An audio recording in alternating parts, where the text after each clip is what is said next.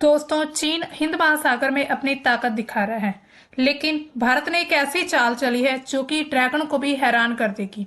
यहाँ पर हम बात कर रहे हैं दोस्तों इस क्षेत्र की। यहाँ पर आप देख सकते हैं इंडोनेशिया में, और ये जो पूरे यहाँ पर जो रूट्स बने हुए हैं, ये चीन का एक इनिशिएटिव है, one belt and one road initiative. तो उसके जरिए जो चीन है वो भारत को घेरने की पूरी रणनीति बना चुका है। आप देख सकते हैं ऊपर येलो कलर का, नीचे रेड कलर का।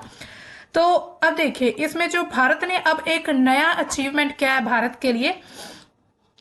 इस साल क्या होगा 2026 में, एक दो नहीं बल्कि 19 युद्ध पोत यानी कि वॉर वेसल जो है वो भारतीय नौसेना में शामिल होने वाली हैं। दोस्तों, सवाल यहाँ पर क्या उठता है, क्या भारत जो है वो समुद्र में चीन की चुनौती का जवाब देने के लिए पूरी तरह से तैयार है? और ये जो 19 युद्ध पोत जो हैं आखिर कितने खतरनाक हैं, आज की इस वीडियो में हम जानेंगे पूरे विस्तार के साथ। तो दोस्तों लास्ट तक हमारे साथ जरूर बने रहिएगा। तो अब देखिए यहाँ पर आप हेडलाइन देख सकते हैं, एक दो नहीं बल्कि 19 युद्धपोत शामिल किए जाएंगे। यानी कि चीन की जो चुनौती है भारत के लिए, उसको एक बहुत बड़ा जवाब मिलने जा रहा है भारत की तरफ से।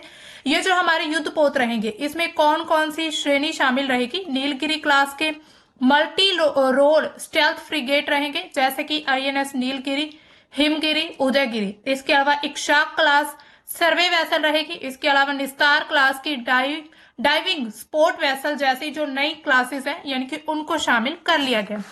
सबसे पहले हम समझते हैं भारत को चीन से खतरा किस तरह से है, यानी कि किस तरह से जो चीन है वो भारत के लिए खतरनाक बनता जा रहा है।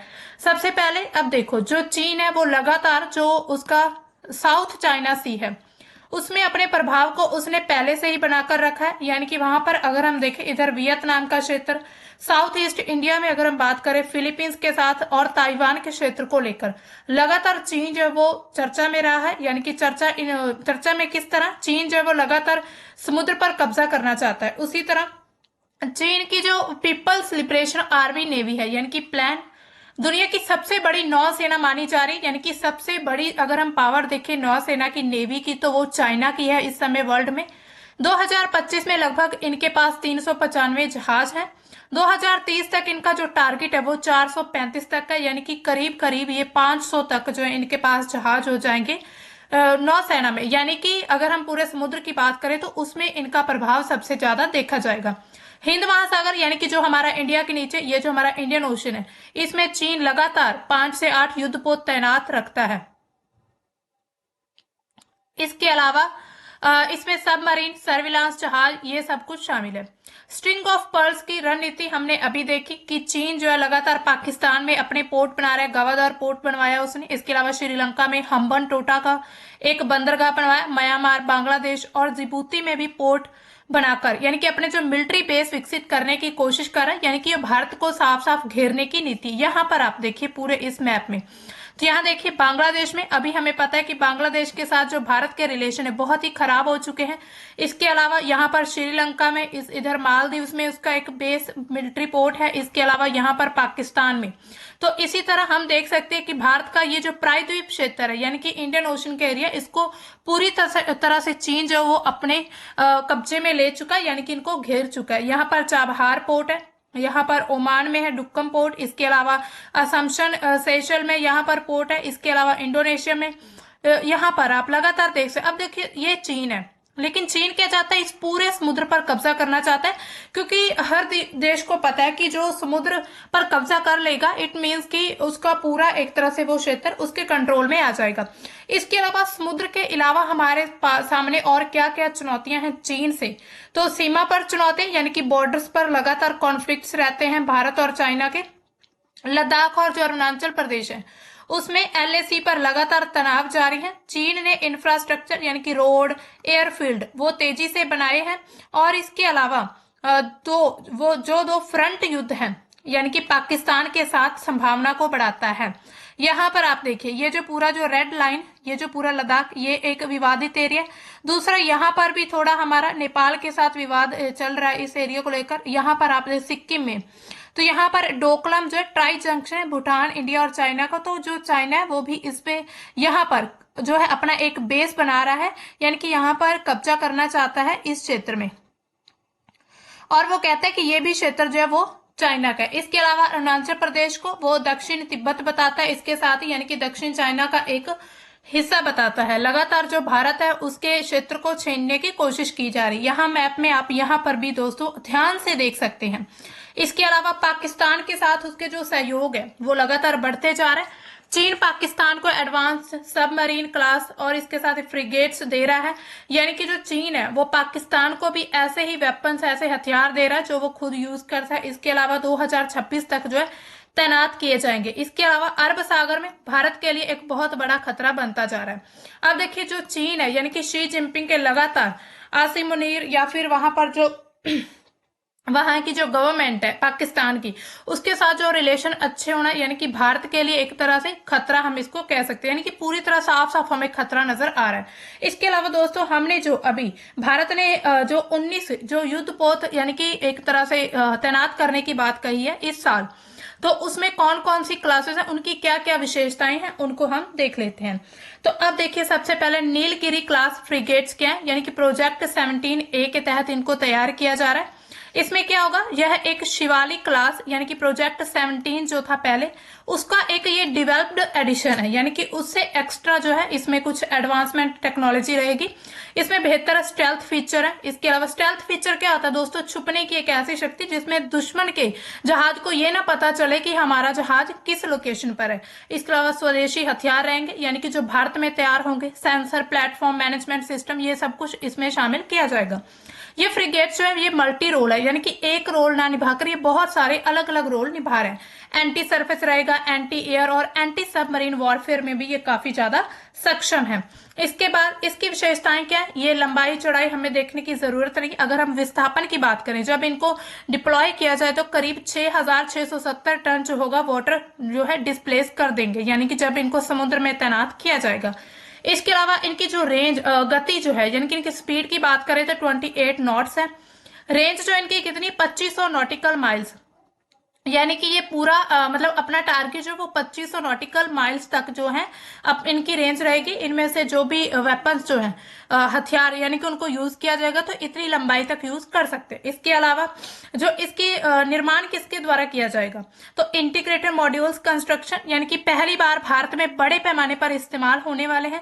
इसके अलावा जिसका निर्माण समय कम हुआ, यानी कि एक तरह से इसका जो निर्माण है वो कम समय में तैयार किया जाएगा, यानी कि इसको अच्छी तरीके से बेहतर टेक्नोलॉजी के साथ तैयार किया जाएगा। अब देखिए हथियार और सेंसर इसमें कैसे रहेंगे। हथियार इसमें ब्रह्मोस मिसाइल रहेगी, वो भी सुपरसोनिक क्रूज मिसाइल जो होती है जिसको सतह से सतह पर हमला कर सकते हैं। इसके अलावा मीडियम रेंज की सरफेस टू एयर मिसाइल्स रहेंगी।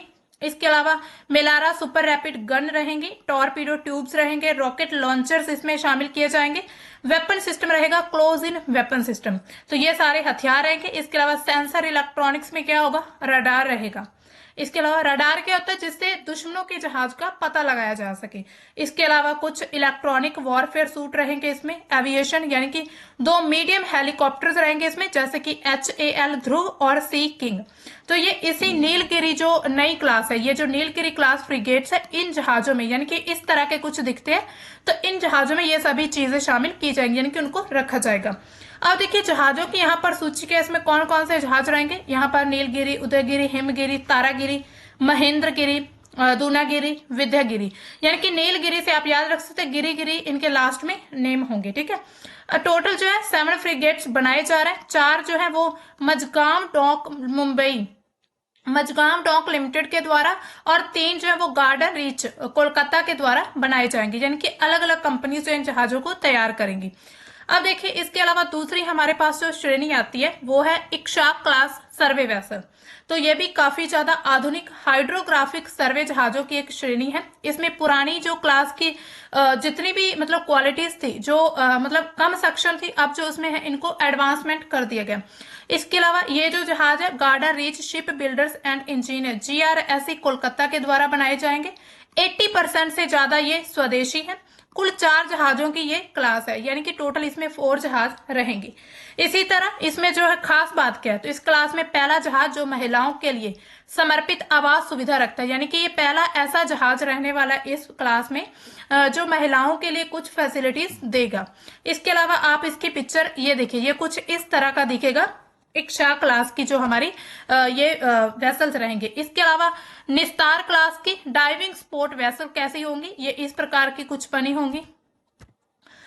ये जो भारतीय नौसेना की 2 डाइविंग स्पोर्ट वेसल्स की श्रेणी है जो कि बढ़ती सबमरीन फ्लीट को सपोर्ट करने के लिए बनाएगी, यानी कि जो सबमरीन्स रहेंगी उनको सपोर्ट करने के लिए ये जहाज बनाए जा रहे हैं।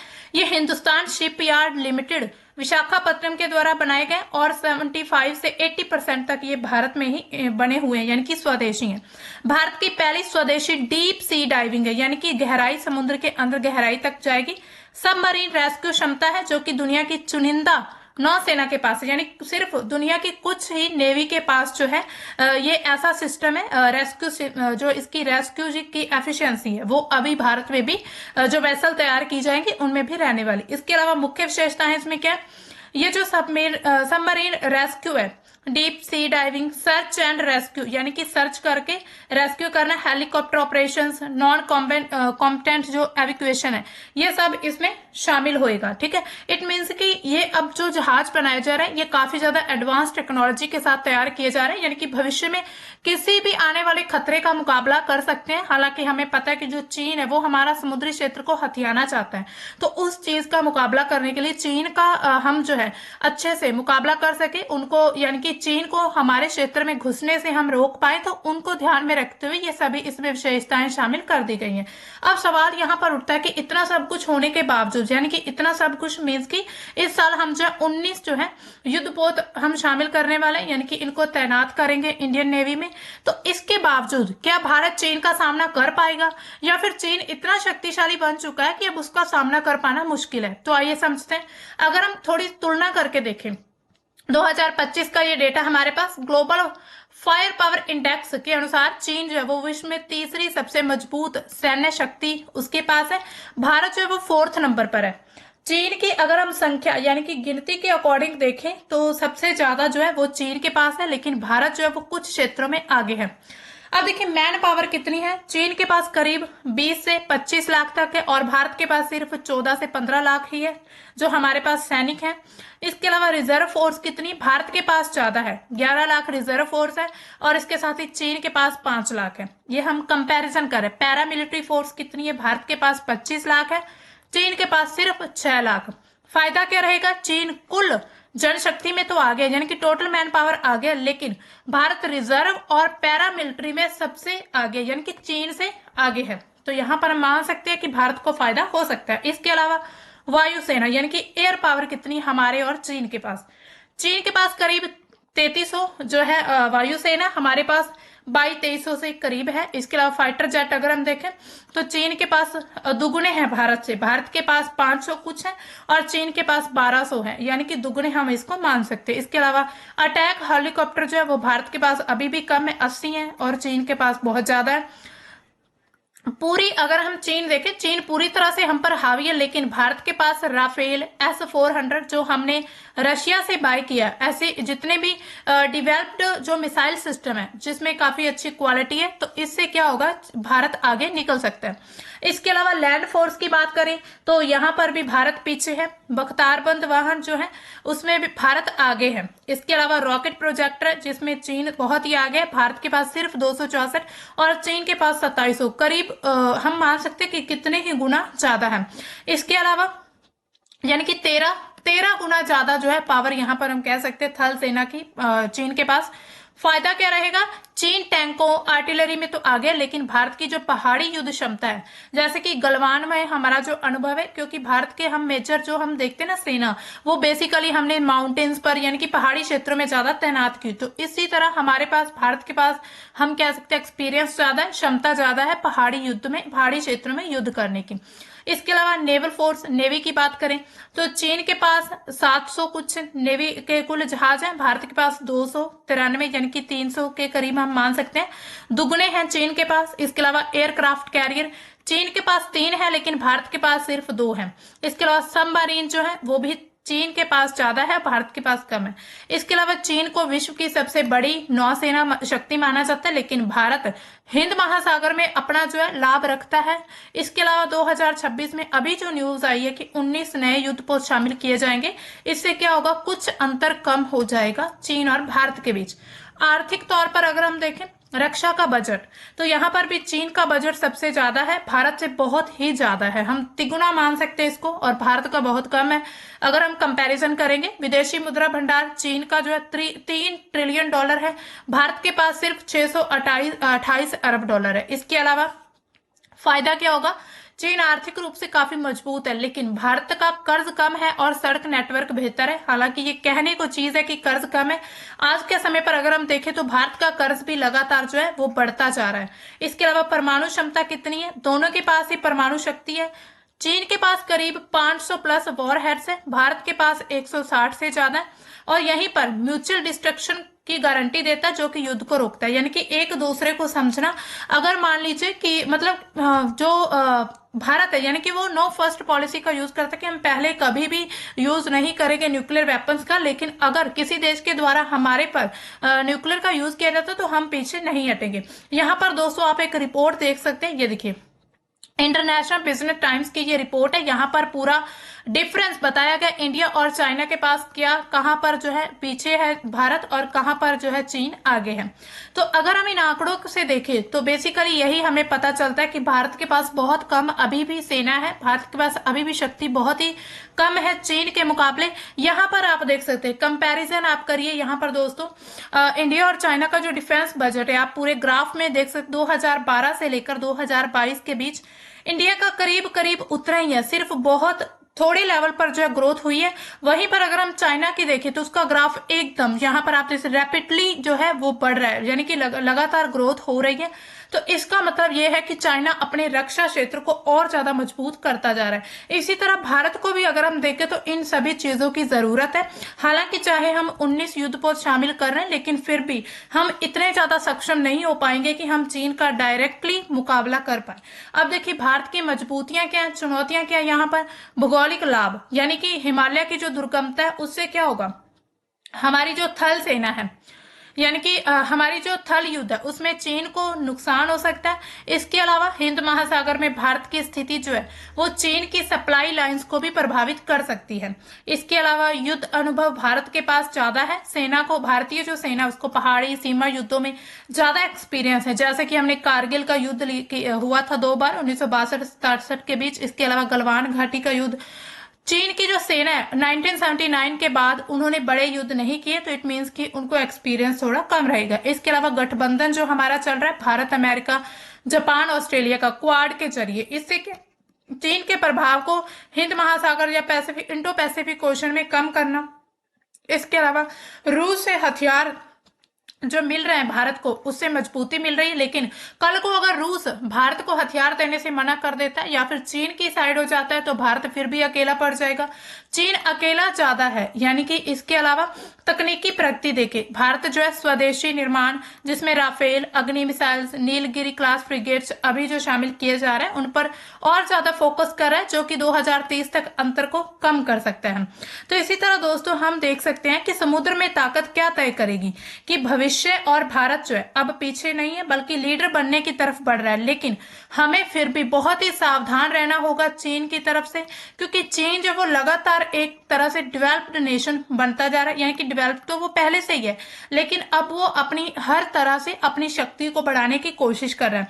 और लगातार भारत के इंडो जो हमारा हिंद महासागर है, इंडियन ओशन, उस पर भी कब्जा करने की पूरी कोशिश कर चुका है। उसने पूरी एक रणनीति के तहत ये सभी चैलेंज चली हैं। तो आप क्या सोचते, क्या भारत की ये समुद्री ताकत चीन को रोक पाएगी? कमेंट में अपनी राय जरूर बताइएगा। वीडियो अगर पसंद आया तो लाइक करें, हमारे चैनल को सब्सक्राइब करें और इस वीडियो को शेयर करें, ताकि ज्यादा से ज्यादा भारतीयों को ये एहसास हो सके कि किस तरह जो भारत है वो अपनी नौसेना शक्ति को बढ़ा रहा है।